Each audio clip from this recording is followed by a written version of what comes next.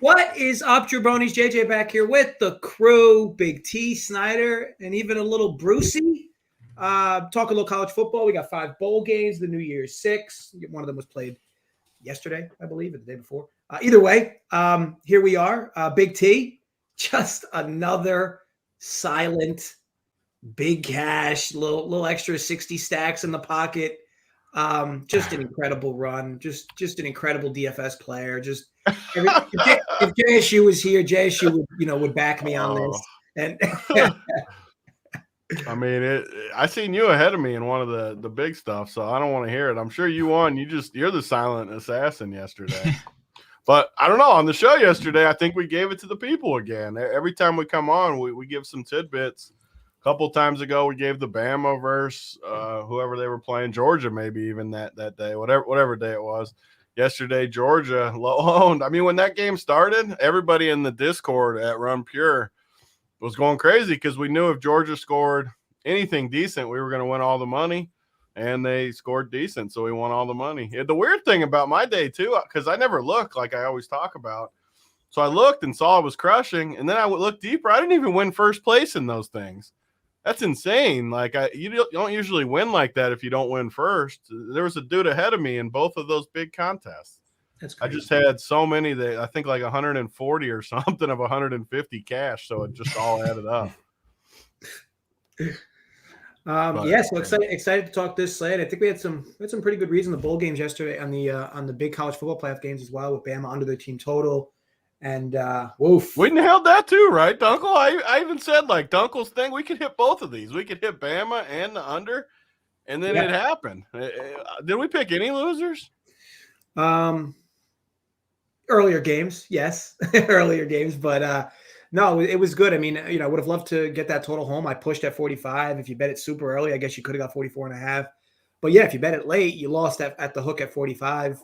Wow, that was insane too. There was so many yards in that game for the total to have landed on 45 is crazy. Like, I would have, if you told me there was going to be that many yards in the game, I probably would have bet the total over 55.5. Just a lot of stale possessions. I don't have the numbers in front of me, but I think there was like 900 yards of offense in that game. Michigan had like almost 400 themselves, and then like 10 points to show. I mean, either way. So yeah, excited to break down these games, and I guess we could start with the first one. Up here, that's Penn State, Arkansas. Now, I'll tell you this before you guys talk into DFS. I do like this one over the number at 50. I know that there's some key pieces out for both squads. Obviously, Dotson's preparing for the draft, and I think Trey Burks is out as well. Yeah, so both of them are out. But look, these are still 2 offenses that play up tempo. These are still 2 defenses that I wasn't the biggest fan of. I felt like Penn State got away with playing some games in the cold day down the stretch, and even some of the weaker Big Ten offenses. But this defense really wasn't that great this season. So I think this is a game where, you could get some offensive firepower in. And again, the total's really not that high, all things considered. So I do like this over. We'll call that a best bet from the show from me. But Snyder, I'll start with you for DFS. What do you like in this game? Because there's so many different price options all over the place in terms of cheapies, good expensive guys, good mid guys, value everywhere. So what's your thoughts on this game? Yeah, I think we could go to the KJ Jefferson here if you want. I think that there will be some points scored in this game. I do think you can go with Jefferson. It's going to be a really cheap stack, though, because Burks is out, so they're going to have to chop up that 31% market share. So I think a lot of it's going to go to Morris and Warren, and they're both right in that low 3K range. So you could get a real cheap stack if you want to play that. My favorite guy from Penn State's been Kevion Lee. Been on him pretty strong throughout the end of the season. Last 3 games, he's really been ticking up 20 carries, 13, 15. Took over the running back role here as late in the year. I think he's going to be one of the lower owned guys too. He's at 3,900. We've got some other running backs cheaper than him. I think they're going to come in much popular. So I think Kevion Lee's my favorite cheapie of the whole slate. Be on him quite a bit. Jahan Dotson's out too for Penn State. I mean, they're going to have to chop up quite a few targets from him. He was averaging right around 11, 12 targets a game. So I think a lot of that's going to go to Parker Washington. He's going to be the more popular guy. And we got another cheapie down there, Keandre Lambert-Smith, 3,400. I think he's right in line to see 5 to 7 targets in this game. So, I mean, I do like the over in this as well. I think there's going to be some points scored. And I mean, you can go to Sean Clifford, too. He's at 6K. I mean, I think there's a few ways you can stack up this game. But definitely Kevion Lee's my favorite player in this game. Cool. And Tony, what are your thoughts on the game? I need to hear what Bruce, because I've been waiting to hear what Bruce, what these there's linemen out or what, Bruce? Like, I want to play these running backs both ways. So what's the deal with these lines? Yeah, it looks like a lot of guys are missing for Penn State. Really, really important players. I read somewhere they were missing 37% of their tackles. And they sucked anyway. Yeah, they weren't that great. And Arkansas is missing a defensive end. He's preparing for the draft. So they're not missing as much, and I think they have more to play for here. Penn State with a new defensive coordinator as well. They get Manny Diaz from Miami, and I love picking on him always. So I don't know how that guy just keeps getting jobs. He's so bad. But yeah, they also I'd read that Tyson Morris, one of their receivers, is also questionable. He wasn't on the plane, so they have so many receivers that you could play in this range. All of them are under 4K, with Burks out as well. Trey Knox, a tight end. But yeah, I'm really looking at the running game here. They run 65% of the time. Dominique Johnson should start with Rocket Sanders, Raheem Sanders right behind him at 4K. Also, maybe Traylon Smith. He wasn't on the depth chart for some reason, so maybe something to look out for pregame here. Probably do some digging on that on Twitter, see what I can find. But I'm pretty much staying away from the quarterbacks there and trying to focus on the run game. I pretty much like the Arkansas run game more than the Penn State side, though. Yeah, would you argue, Bruce, at 7,700 you could just completely fade Jefferson, like 0% ownership? Yeah, I don't love Jefferson here. I'd rather play the running backs. I think there's better QB options in that range. And you could pay up both quarterback spots on this slate with so much value too. Yeah, agreed. Tony, what do you think? Anything? Yeah, I mean, I basically agree. I don't want to play the passing. I'm not even going to play any of the receivers. It's just like roulette to me. Nothing sticks out. I really like. I mean, as we get to these later games, there's some receivers that we're going to think are locks, or at least combos that we think are locks, where you play a couple guys with a quarterback. I just always stack. So if I'm not going to play the quarterbacks, I don't love any of the receivers. There's really no reason for me in the early game where you get news so much these days. Rocket Sander. Yeah, I don't know. I like the running backs, though. I could even play Snyder's boy. Even though I don't like Penn State, I think they get killed.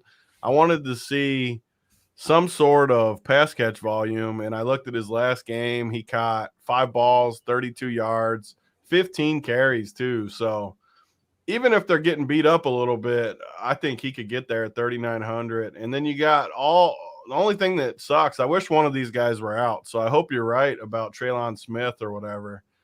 Because if they got Dominique Johnson, Traylon, and Raheem Sanders, that sucks a little bit. But the good news is they're all cheap. So we got 4 running backs in this game, assuming none of them are out, which hopefully one of them is. But 4 running backs, all cheaper than 4,400. And honestly, that's how I like building college teams. Give me 2 stud quarterbacks, give me pass catchers, and let me hit bingo a little bit on the cheap running backs. So it lines up exactly how I want it.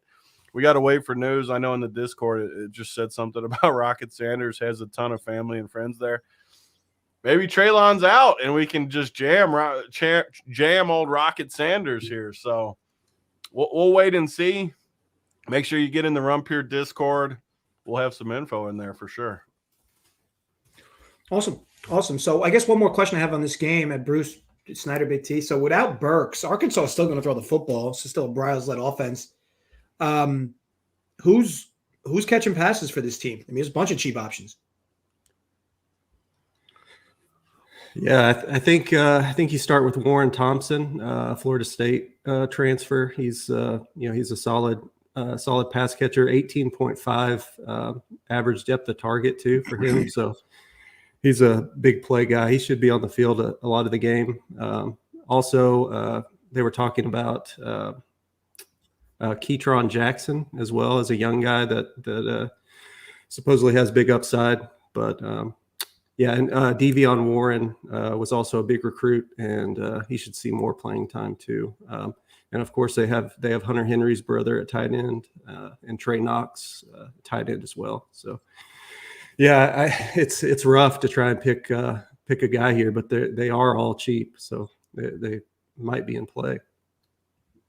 Yeah, I definitely think. You have a bunch of options there. Okay, we could start over to Notre Dame, Oklahoma State. It's a tough game to read for me. A game that likely plays like a rock fight, but it's still two teams that can look decent offensively at times. I don't think this is as comparable as the Michigan-Georgia game yesterday, where those were two of the pound-for-pound best offenses in D1. And these two teams, though, are not some of the best offenses in D1. So what are your thoughts here? Snyder, let's start with you on how you're approaching this game. Betting-wise, I don't have an option here, but DFS-wise, what do you like?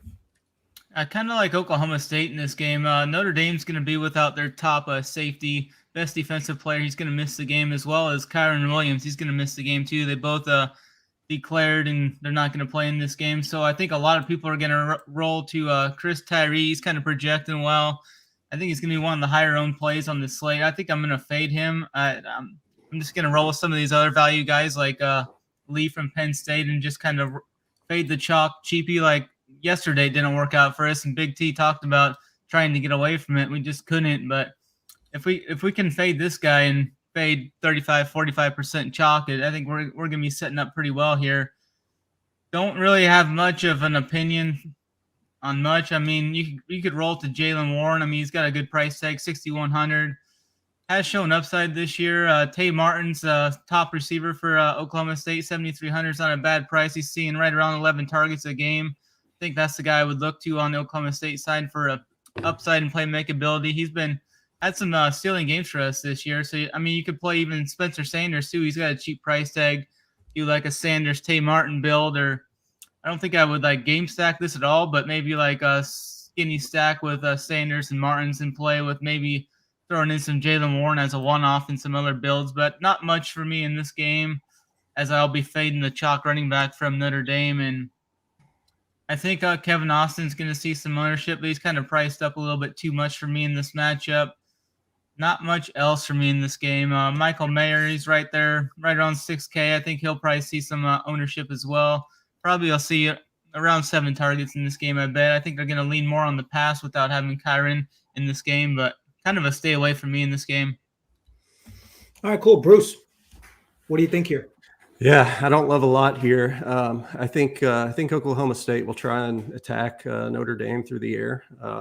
That's where they're most attackable, especially with their stud safety opting out. But yeah, other than that, I don't love anything. I guess you could make a case for Tyree or Diggs here at running back, but because Tyree was supposed to be the next big guy after Kyron left, and he's only 3,100, so it's not a horrible play. But yeah, this game, I can't quite figure it out. Michael Mayer is a good play, as Snyder said. Tay Martin as well. He's a great GPP play here, as well as Lorenzo Styles. I like him a lot. He's looked good the last couple games now that they've had some guys out.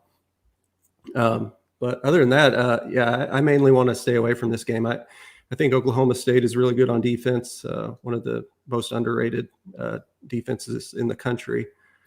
They've played pretty well almost every game. And I don't know how this Notre Dame defense or offense is gonna look, but I think their defense will be okay. Especially both rush defenses are solid. Oklahoma State is 5th in rush success on defense, and 2nd in line yards. So that defensive line is pretty damn solid. You can make a case to just fade the running situation for Notre Dame. Nice. Tony, how are you approaching this one? Yeah, usually I just get off these low totals, but I don't know. I think that there's a couple of volume guys in this game that I think can get us a little bit of security to go with some of our stacks and other spots. I mean, first of all, I mean, Mayer's just a beast. He has been a beast all year. He could get 20 in any game, and he doesn't need a high total game to get there. And he's going to be low owned. So I always love Michael Mayer. I mean, 5,900. He's just always going to be like 15% owned, and he always can get 2 touchdowns, 150 yards, 7-8 catches, and it could be a 24-10 game that he does it in. So I like him. And I mean, Austin, I'm okay with Austin. These guys, I'm definitely going to set a rule where I don't want a bunch of these guys on the same team, but I think they're perfect fillers. I mean, when you get in there and you land on one of these guys, I think it's more than the same with Tay Martin. I mean, no one's going to play him. He's going to be 10 to 15% owned, I bet. And he's got upside. Yeah, it's a low total. Yeah, he's not like my favorite play of the day. Same with Warren. I think all these guys are just like filler type plays, but I do like them. I do want some of these. And then the cheap backs from Notre Dame, Tyree and Diggs. Yeah, I mean, I agree with you guys. Okie State is good against the run. But these dudes are 31 and 3,800, and they're getting all the carries. So it's not like we're not paying 6,100 for these guys. We're paying 3,100 when we can jam in some studs around them. So I kind of have more interest in Diggs than Tyree, though. So I'm glad to hear that Tyree is way more popular, because I think Diggs is a decent pivot. He's got way more touchdown equity during the season. I don't know. I'm glad I don't think they're that different. I mean, sure, I could be wrong, but if I get one guy at 5% and one guy is 40%, I don't know. I don't think there's that much difference between them. So I will set a rule, though. I mean, probably one Notre Dame, one Okie State max. I mean, I don't need more than that, but I do like these guys, though. I feel pretty good about basically everyone in this game as fillers. Would you play them over Iowa's back, Kelly Martin? I don't love Iowa. I always struggle with Iowa, but I mean, the ownership, I don't know. That's the hard part about running back today, right? Like, there's so many cheap dudes that we're going to have to mix and match them a little bit. I haven't really decided who I think is my absolute favorite. I kind of like Snyder's boy a little bit. Once I seen he caught 5 balls. Yeah, he's seeing some work in the passing game too in those 3 games. Yeah, here in Kentucky, football has some late COVIDs. That's interesting. Be an interesting day today, but yeah, I mean, I agree with you guys for the most part about this game, though. Look at that square jaw on Michael Mayer. Man, that's a man's jaw right there. My brother went to high school around here, and they played his team, and he was a beast in basketball too. Just an absolute monster. All right, so I guess we could move on to the third game. Iowa, Kentucky. Another game, figures to play like a rock fight. 2 teams that play pretty good defense, or really good defense, and run the football a ton. Iowa has not seen a rushing attack like Kentucky's, though, this season, and interested to see how they kind of play that out, or how this plays out in that respect. Because you kind of know what you get with Iowa, right? It's a very vanilla offense and not a lot of playmakers at all. But they win games with defense, and this. If a team goes up 2 scores here, it's hard to imagine that a team comes back with how these offenses are built. But at least Kentucky does have some pass equity with Robinson. Robinson, I think, is to me, I'm going to have so many lineups that have Robinson and Smith-Njigba in together. But what's your thoughts? Bruce, just want to start with you in terms of lineup construction and even this game, because I do think there's pieces in this game, or at least 1 or 2 pieces in this game that are likely to be in the top lineup. So what's your thoughts here? Which game? Sorry, I was updating my core. This is Iowa, Kentucky. Iowa, Kentucky. Oh, yeah. This is another tough game for me. I do like the running backs here for Iowa. Kentucky defense is they're middle of the road when it comes to rush defense, and with their starter leaving, Kelly Martin is only $3K, so that makes for a cheap option there as well. Gavin Williams is also a good option there too. But there are so many cheap running backs. It's just it's difficult to just pick one. And if you look at Iowa, the real tough rush teams that they've played this year, like Michigan, for example, they just totally wiped them. Michigan just ran all over them. So, yeah, that could make C-Rod a good play at 6,600 here. Definitely under-owned for sure. This it should just be a real boring game, I believe, with a lot of C-Rod and Levis. Maybe a little bit of Smoke there as well. One of the best names in college football. But I don't really want to touch any of these receivers outside of maybe Wandale and maybe Laporta as well. One of my favorite tight ends. Everything else is kind of I don't really want much of it. All right, cool. Snyder, you kind of in agreement with Bruce that this is not a game you love in any respect, but definitely some GPP darts from it. Yeah, I never really like attacking Iowa. They play so slow, and I mean this game's got a pretty low point total too. But I do think there's some options we can attack on the Kentucky side. Like you guys were talking me on to C-Rod a little bit pre-show, and Bruce is on him. I think that's a good spot we can get. He's going to be lower owned too. I think he's going to see good workload here, probably 15 to 20 yards or 15 to 20 carries. Iowa has been pretty good against the run, but they have been giving up some games to some like bigger teams like Michigan. But Wandale Robinson's priced up to 8,200. I'm kind of interested to see where he's going to come in ownership wise, but it's kind of tough. I think he's going to be lower owned, a lot of people are going to be looking to play at Jackson Smith and Jigma, as we'll get into later, at $500 cheaper.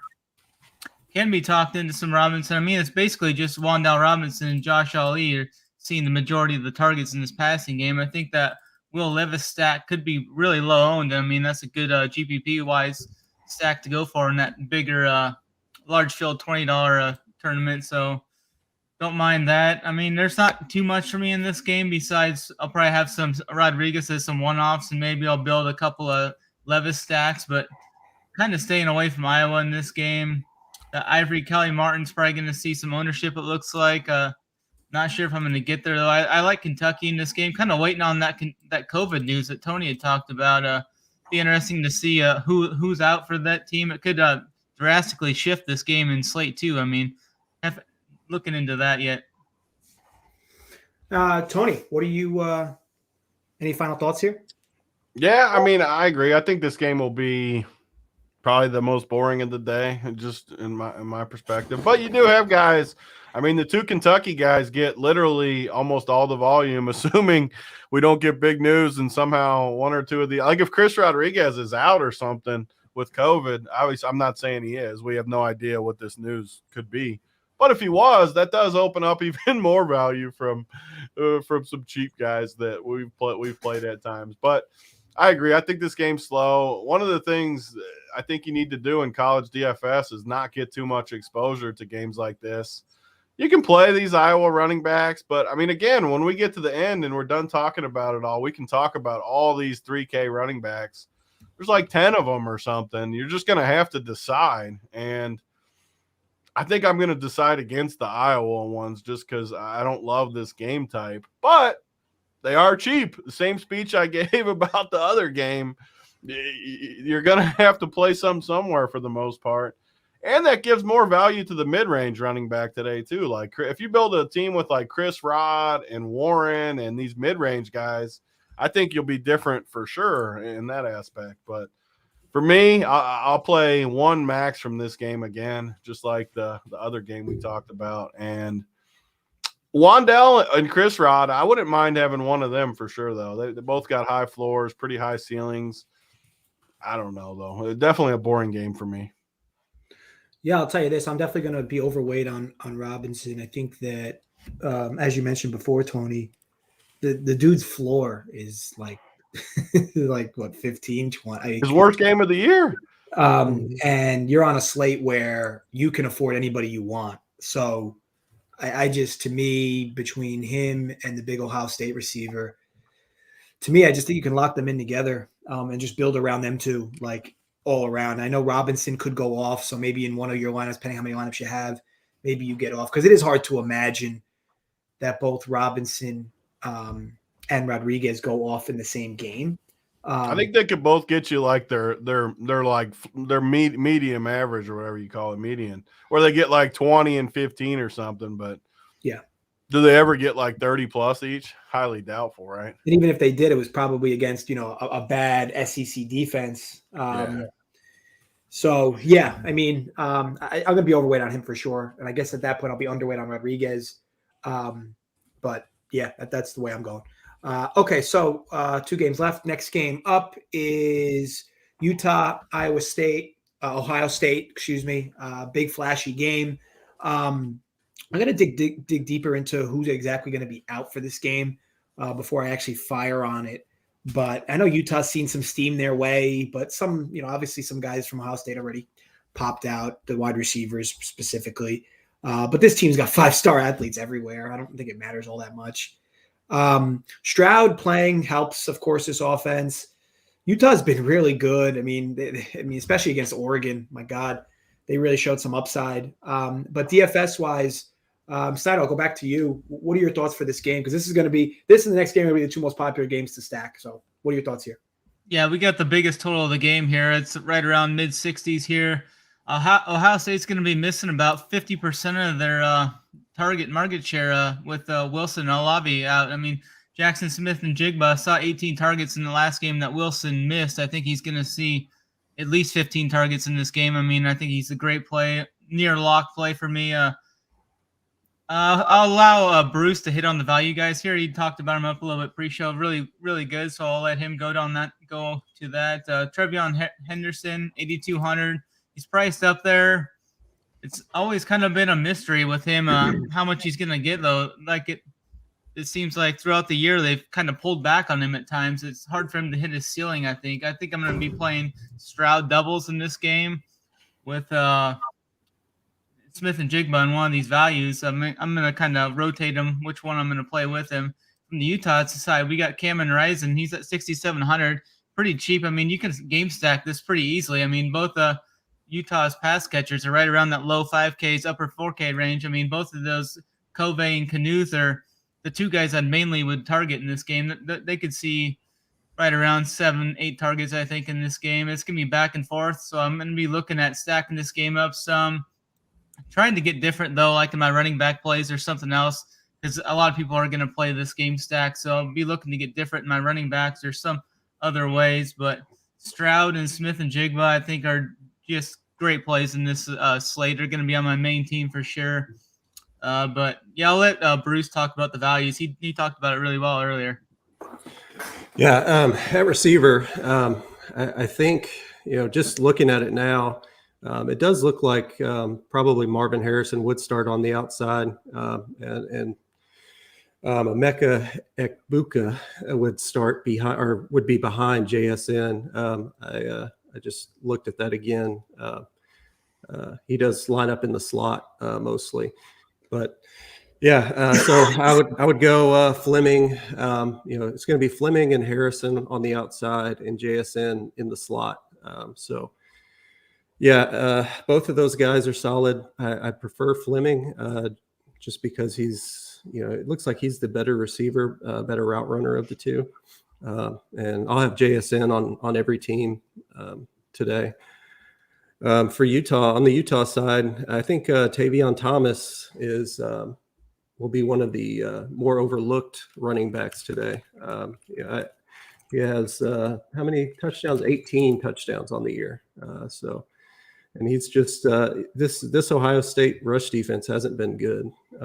They have that big name reputation just because they're Ohio State, but Michigan ran the ball on them, and I think this Utah offensive line is just as good, if not better. So I really like him as a GPP play. I'm going to lock him in on my GPP squad here in a second. Cool. And then Tony, this is obviously, I know that, you more than anybody love to be different any opportunity you get. What are your thoughts here with this game? A game that's, of course, going to be popular, But where are you finding value in this one? Yeah. Oh, first of all, I think we've talked about all the cheap running backs, but like Bruce said, this Thomas dude from Utah, he's got to be somewhat low owned. I mean, he's not going to be 5% or something, but he's got to be 20% or so, somewhere in there. And he's got huge upside, especially if this game shoots out. One of the problems with Utah, talked about it in the earlier slate, but I don't like any of these receivers. When I don't like any of the receivers, I don't usually play the quarterback, so I'll be fading Rising for sure, which means if I want to go heavy on Ohio State, I really should run a ton of Thomas with it, and it just makes a lot of sense. I think you could even run teams with Travion and Thomas and JSN and fade the quarterback and go with two other quarterbacks and really be different. You could get all of the offense with both running backs and JSN. Let everyone else chase the value of these receivers. Some of them are going to hit. Some of them are going to miss. People will chase it, though. Make no mistake about it. People will chase which receiver it's going to be. Fade all the receivers. Play the cheap running backs. Play the two running backs and JSN here, and you have a different roster with massive, massive upside. So that's the type of – I'm not doing it on every team for sure. I'm going to have plenty of the double stacks, the normal builds. But make no mistake about that being chalky. Like, that is where people are going. Make no mistake about it. So, and I don't think this is a case, too, where you can't play Travion with the passing game. Like, you could easily play a Stroud, JSN, Travion, and fade the cheap receivers. Single stack it instead of double. Let everyone chase it. Play the cheap running backs, like I just said. And I don't know. There's lots of ways to get different in college that I don't think people take. I think everyone always, what do they always say? The chess and checkers. I think everyone always only sees that first layer where, yeah, you want to double stack it, but everyone wants to double stack it. Everyone sees these 3K receivers to pair with one of the best quarterbacks, pair with JSN. Yeah, I mean, it's a great move, but if everyone's doing it, is it really that great of a move? So I don't know. I like it. I'll play some of it, but I want a bunch of the running back though, like Bruce, Travion Thomas. I think he could be the slate breaker today for sure. I like Travion too, though, a bunch. My main team, I might do that. I like that idea. Awesome. So we've all covered this game, right? I guess we can move on to the last one. Yeah, I think we're good. All right, so Baylor, Ole Miss, obviously super popular game. You'd figure it would be somewhat high scoring at least, but Ole Miss defense surprisingly looks pretty good down the stretch. Baylor's been very hit and miss on both offense and defense. They looked really good. And to be clear, this team had a really good season, but they had some weirdness throughout the season, I guess, which most teams can attest to. This team's pretty balanced offensively. And again, pretty decent defensively, but nothing crazy. Wouldn't be surprised if this game was to shoot into the 80s. But with that said, ton of options again, DFS wise. I think Bohannon's super cheap. The problem is that there's just so much value everywhere else that I don't think it matters. If there wasn't so much value, I think I'd have a lot of exposure to Bohannon today with the matchup and especially pairing him with Thornton. But the value makes it hard to love that direction. Snyder, again, I'll start with you. What's your thoughts on this game and where are you going?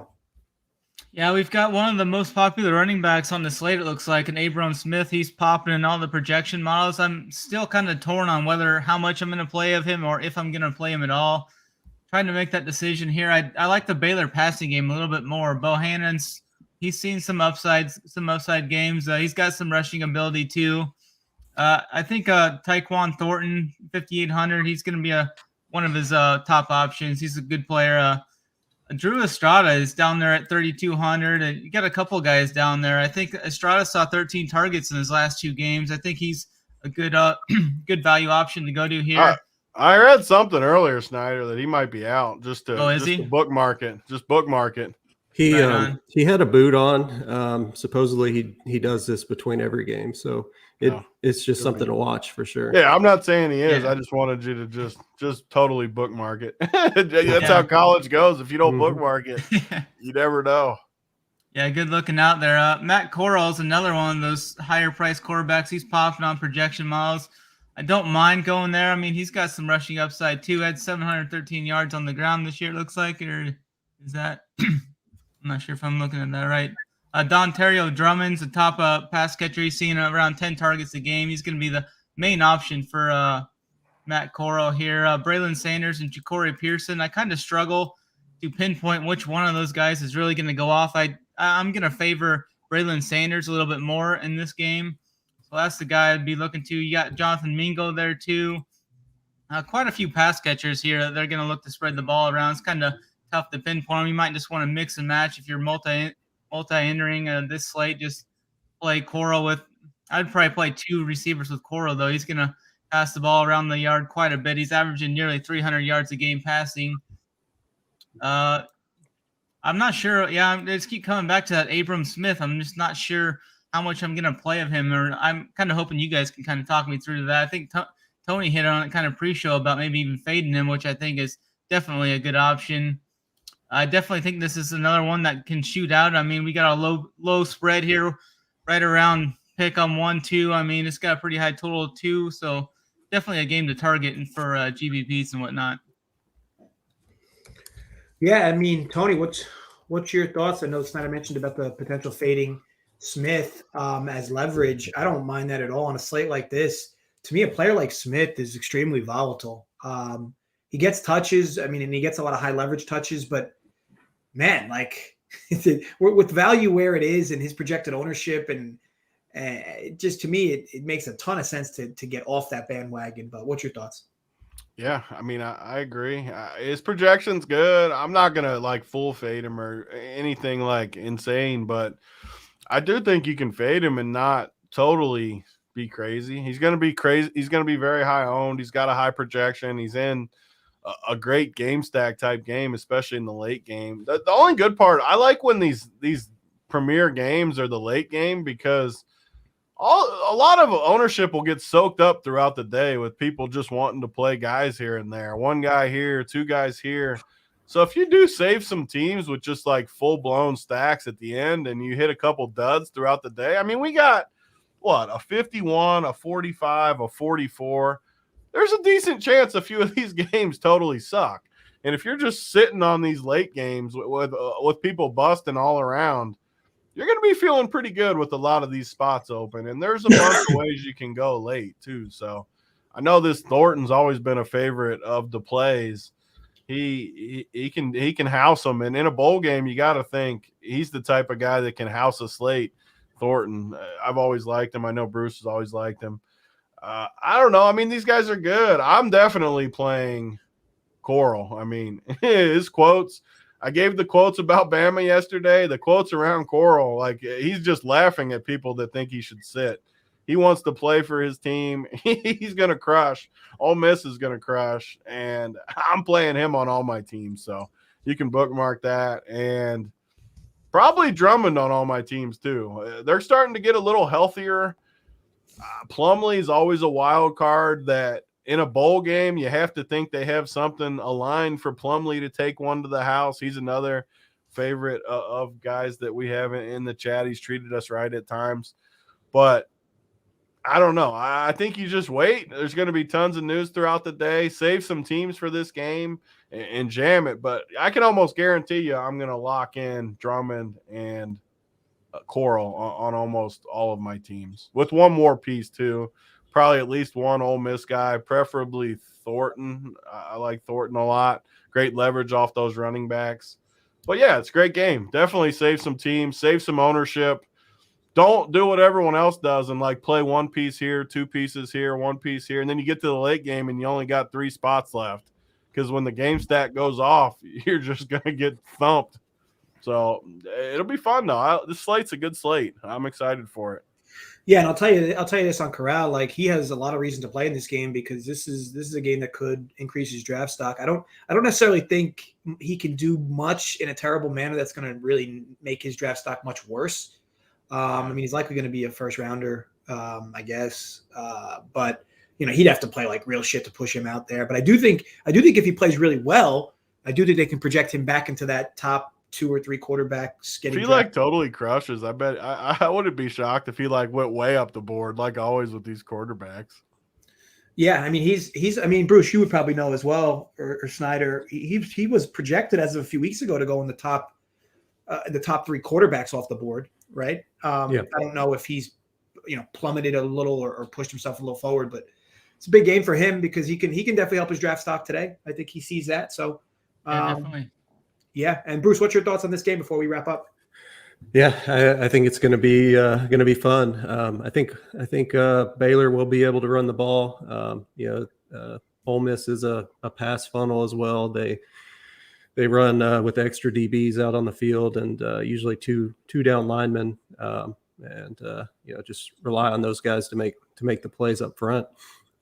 So I think Abram Smith does have a big game. I think he's pretty good chalk. But yeah, if it gets out of control, that could hurt him quite a bit. If Ole Miss gets up 3 touchdowns or so, that could hurt. So, if you're playing that game script, that blowout game script, you can fade him and maybe play like an Ebner or something at 4,900. But yeah, I love all the Ole Miss receivers. I think Mingo will go under the radar a little bit. And I like him. I think his talent level's up there with Drummond. So, Who do you think sees the most ownership out of the 3? Sanders? No, I think Drummond still will. He's been their best receiver here. With those guys banged up, it's kind of a what have you done for me lately a lot of times. So I think still Drummond will see the most. Okay, so yeah, that wraps up the slate. Obviously, wish you guys all nothing but the best of luck with all your bets, DFS plays, and whatnot. Should be a fun slate, and then of course NFL's back tomorrow. So yeah, as always, folks, be sure to gamble responsibly. Stay safe. I hope you all have a happy New Year. Run pure. We'll see you guys next time.